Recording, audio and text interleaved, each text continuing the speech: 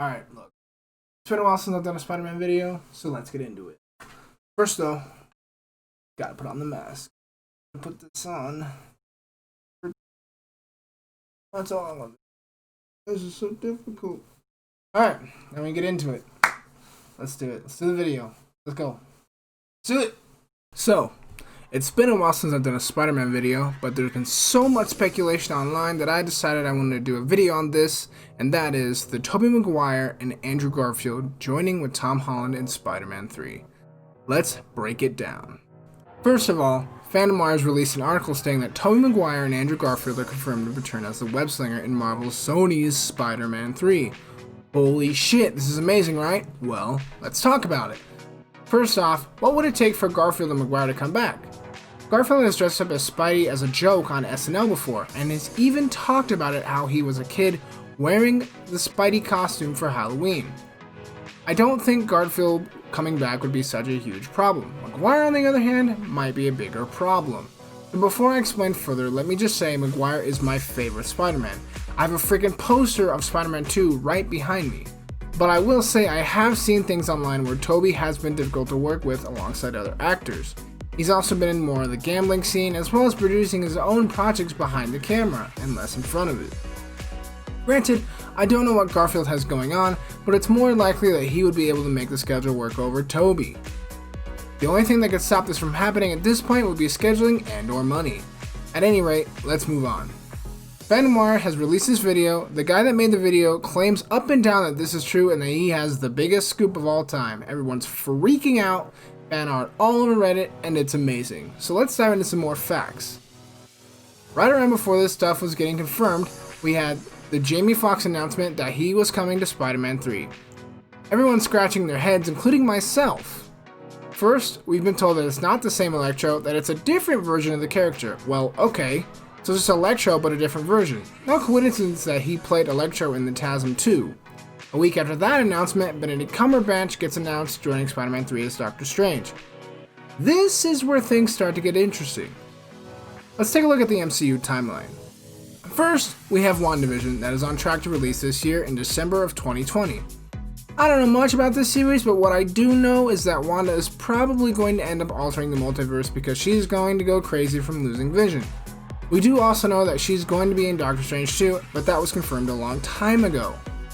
Next in the MCU timeline, we have Spider-Man 3, or Spider-Man Homesick, Spider-Man Rescue from Home, Spider-Man John Wick 3, whatever you want to freaking call it, it's Spider-Man 3 in the MCU. Now WandaVision and Spider-Man, people will generally think that this has nothing to do with each other, except now that we know Doctor Strange is joining, we can kind of gather that whatever Wanda does causes an issue with the multiverse, and thus explaining how maybe this opens up a portal for Andrew Garfield's Electro to cross over into the MCU. Jamie Foxx has confirmed he won't be blue this time around, but that's easily explained. Electro could just state in SM3 that he found a way to alter the color of his skin and control his power more since he fought Spidey in TASM 2. It's been 6 years since TASM 2 released. Assuming they're going by that timeline, that's a long time to perfect your craft. My point is, whatever happens with Scarlet Witch and WandaVision, and as we know the TV shows from D+ are supposed to tie into the movies to keep people invested, could open up something for Electro to cross over, Strange detects his disturbance, and that's how him and Spidey cross paths. The next thing after that is that we do know that Doctor Strange 2 takes place after Spider-Man 3. This doesn't matter much except for the fact that Mr. Spidey himself, Mr. Sam Raimi, is directing Doctor Strange 2. Before all these crazy Spidey theories were popping up, everyone was hoping for a fun little Tobey Maguire Easter egg or some sort of reference. And now with all these announcements, it's seeming way more calculated. Now let's read the FandomWire article on what has been reported. FandomWire previously reported that Tobey Maguire and Andrew Garfield were in talks and are now signed for Spider-Man 3 and explained details surrounding their roles. Now, we have exclusively learned which films will be featured in Sony and Marvel's upcoming movie, as well as some interesting minor plots. We're told that there will be many villains, quote unquote. While we're still waiting to confirm the final lineup, we can confirm that Kraven the Hunter will make his debut in Spider-Man 3. Green Goblin will also make a return. However, it's unclear if Willem Dafoe will be inside the Green Goblin mask, or if it's since this character died from the Sam Raimi films, or if it's a Spider-Verse timeline that will explain that. It's also possible that this is the version from The Amazing Spider-Man 2. Scorpion will be making his first costumed appearance since his alter ego Matt Gargan appeared in Spider-Man Homecoming, played by actor Michael Mando.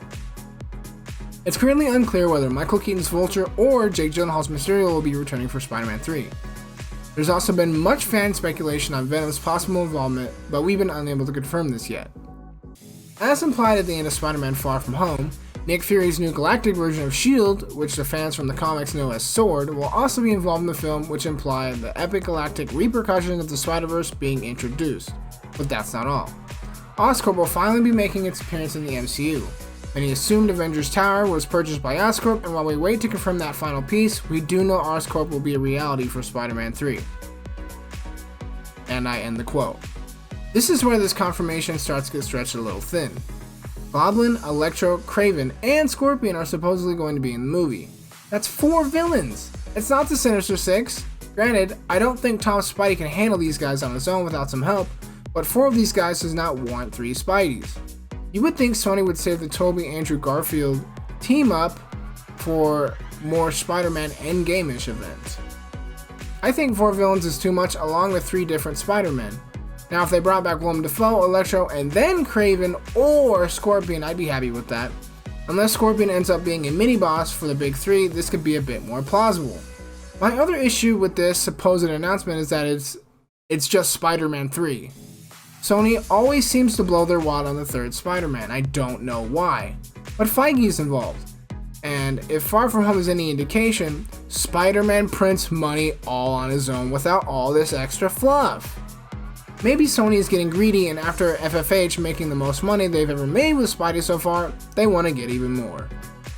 Tobey, Andrew, and Tom teaming up would definitely do it. But as much as I want to see this happen, I don't want it to be rushed and not make a lot of sense. Like most of the previous projects Sony has tried to do. Just look at what they did with Venom. That's already confusing enough. At any rate, my ideal plan is this. If Tobey and Andrew were to show up, I would think it would go something like this. Tom's on the run, trying to figure out how to get out of this situation from Far From Home. With Kraven being the big bad of the movie, nobody else. At one point, we get a scene with Strange going through other dimensions, and he sees the other Spider-Men. We get a throwaway line of, this is interesting, from Strange, and then we see Tobey and Andrew through the portal being Spider-Man, and that's it. That's all we get. And that's all Sony would need to do to get the audience hyped.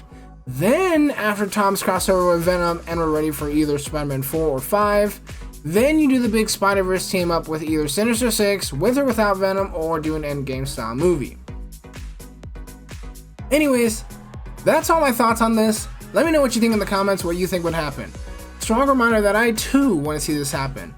I just think it's just a hair early for them to blow their entire wad on Spider-Man 3. I just think it's a little strange. But, I mean, there is a ton of puzzle pieces. Oh, and one more thing. Sony did come out and say they did not confirm that these casting rumors were true. They didn't deny it either. They did not deny it. So take that with whatever you want to take that with, whatever you want to wrap that around in your head. Generally speaking, I think with Marvel, when there's speculation, they don't say anything. They generally do not say a thing.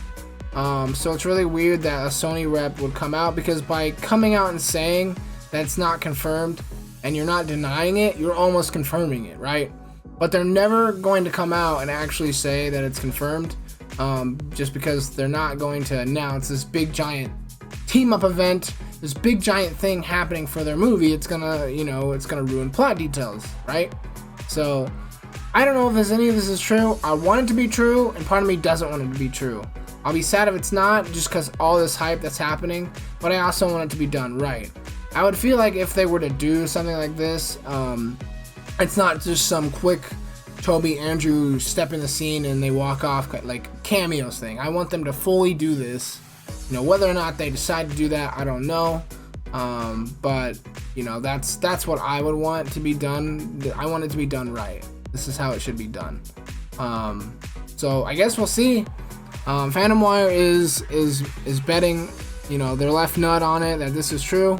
So I guess we'll see what happens. We'll see what we see. Anyways, that's my thought on the Tobey Maguire and Andrew Garfield, Tom Holland crossover, Spider-Man 3, Spider-Verse, whatever you want to call it, doesn't matter. Spider-Verse live action, Tom Holland goes crazy and Andrew Garfield and Tobey show up and save him, and you know, John Wick shows up and all that other crazy stuff.